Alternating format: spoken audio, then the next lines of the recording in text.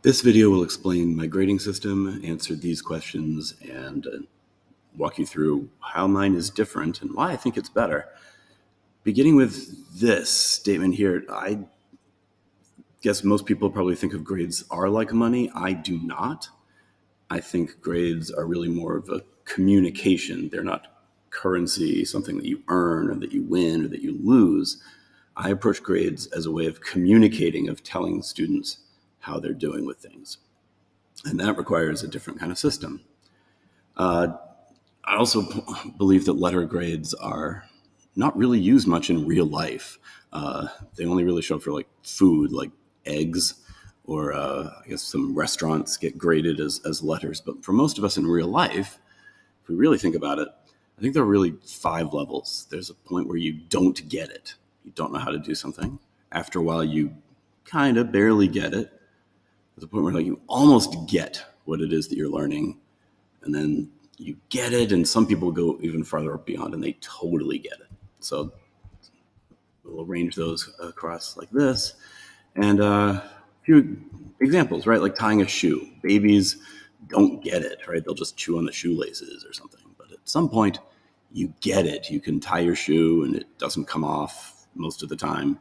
And then some people totally get it. They can do it without even thinking. You tie a shoe so well, you could, teach someone else how to tie a shoe. Same thing with like throwing a ball. Also goes along this, right? Babies don't get it, don't know how to throw. Some people can barely throw a ball. Professional athletes totally get how to throw a ball. Here's other ones like the alphabet, or one that we might do in civics class. Some people do not get how to identify a reliable news source. They just take news from any source. And some people are experts on it, all the way up in the deep green. And this also works for information. So another one that we'll tackle in civics class is the difference between these terms. Some people, if you haven't read the book or talked to anyone, you don't have any idea how to summarize the summer reading book. You're down in the red zone there. People who've read it, or hopefully at least almost get what the book is, or maybe someone tells you enough that you barely get what it's about. And here's another one of knowledge, right, for like sports. So some people totally get, like they know football and the New England Patriots so well that they could be way up in that green zone. A lot of folks would be down in the left side, right? Like if you have no idea about football, you do not know how to judge the players on that team. So some of the language that I use, instead of get it, barely get it. So a basic understanding is that level right there. Like you barely get it, you're at the beginning level. A solid understanding is when someone really does get it. You can do a solid job of tying your shoe, throwing a ball in pretty much the right direction. And then that expert top level is the deep understanding, that deeper level.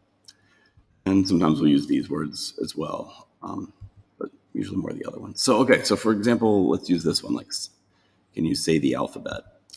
At a basic level, get to here, right? The most basic level is at least knowing the difference between like what letters are. You can't really say or know the alphabet if you don't know, the difference between a letter and something else. To show solid understanding, someone would really need to be able to do these things: get from A, B, C, D, E, all the way to the end, say the letters correctly, or else you've got maybe an almost solid understanding. And a deeper level would be showing understanding in one of these ways. Sometimes there are other ways to go in. It can be so deep that it's not even something listed. But if you can do Z, Y, X, W, V, U, T, S, R, Q, and so on all the way backwards, or if you can use that understanding, maybe you can show it to someone else. That would be that deeper level of saying the alphabet. Can you do it with this one? Only if you know this alphabet. Can you do it with this one? Probably, right? If you're watching this video, you're more likely to be able to do it with this alphabet. So for me, I wouldn't even have a basic level of understanding of this alphabet. I would be starting way below. I don't get it. I mean, I can recognize an A and an H and some other ones, but the order is different, and I don't have any idea about how to say them. I haven't learned that yet. These ones I could do, and probably everyone else watching this video as well. Okay, so I do still have to use letter grades because I am in a public school and I have to. And maybe you figured out already how this works, right? There we go. That F level, you have failed to get it. I would fail with the that other alphabet, but someone who totally gets it, that's the A range. That's how letters are going to work in this class. I don't use pluses and minuses because I find that just makes it too complicated. So 5 grades. And again, that lines up with these words. So a basic understanding is a D, a solid is a B, and a deep level is an A range grade. So again, that would be the kind of the breakdown. Now, so if we do this unit and that's as far as they get, they never show any of the solid understanding, they've got a D if I was teaching alphabet class. This person, what do they get? That's a B range grade. Pretty good. I think a B is a good grade. What if they could only do part of that, though? They can recite them, but they're not saying all the letters correctly. That's got to be more than a D, right? But it's not quite a B, so in between we've got that C range grade. And what about this person here, right? They could alphabetize, but they still can't pronounce all the letters correctly.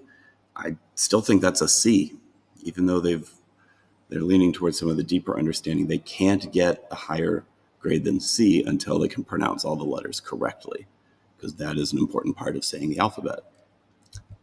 Okay, this person, though, gets an A. That's one of the ways to get an A. That's another way to earn the A range grade. There were options for the deep understanding. Again, here we have the B.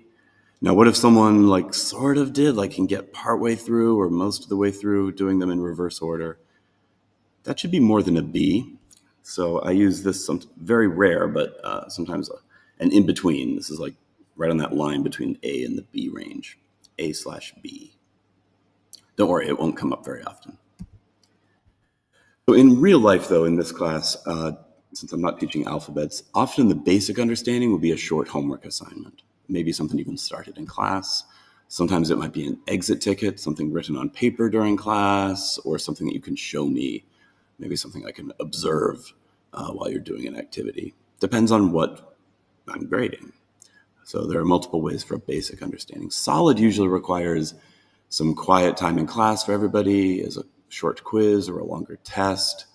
Sometimes maybe you show solid understanding with a project, or again, this might be one that I'm observing. If it's something like discussion skills, it's something I have to observe. And deep, I mean, not everyone has to try to get an A. So that's an optional. So it might be an extra question on the test or an extra part of the project. That's usually how I would check for deep understanding. And if you try and you don't do it, but you at least have solid, hey, you got a B. So these are the ways I usually check for understanding. Notice that I'm not using categories like percentages of quizzes and tests. I'm using different ways of checking understanding to see if you're at the basic level, a solid, or a deep level. So what if this person here didn't do great on that check, right, on that solid check? So that would be in the C range, but they're not stuck with that C because we can reboot. Fortnite players recognize this. So I use that for when you're retaking or redoing or revising something.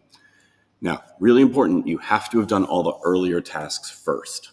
So some ungraded classwork, some ungraded homework did not get an official grade, but if you didn't do it, if you skipped it, you have to do those things first before you can show me your retry to show your understanding. So skipping assignments is not a smart idea for this class. You got to go back to it.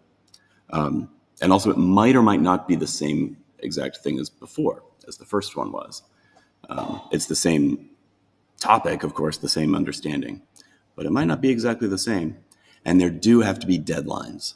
So every mission, every unit, every topic we're doing has an end date. I can't let things drag on for week after week after week. So at some point, you run out of time. Now, so for this person, right, who's trying to recite all the letters in the correct order, it's pretty much all that they can do. is just recite them. So I will give them that same thing. But for other things, it might be a different kind of quiz check that I'm having them do. And again, I don't believe in averaging things together or losing points for lateness. Again, as long as things are done by the end of the mission, that's what matters. And I don't do partial credit either, because if you can show how to do the thing, then if it took you more times, I still think you should get the full credit for that. That doesn't seem fair to me. And finally, like the term grade, the report card grade, I take all those missions. So this person got like some B's, some A's, some in-betweens. Schoology calculates what your term grade is. So this person would get a B+. That's when you would see pluses, is if the math says, because I do have to treat you like eggs, like food sometimes, because they make me do it. So hopefully you get it, or maybe not totally get it, but you understand more than you did before about how this grading system works.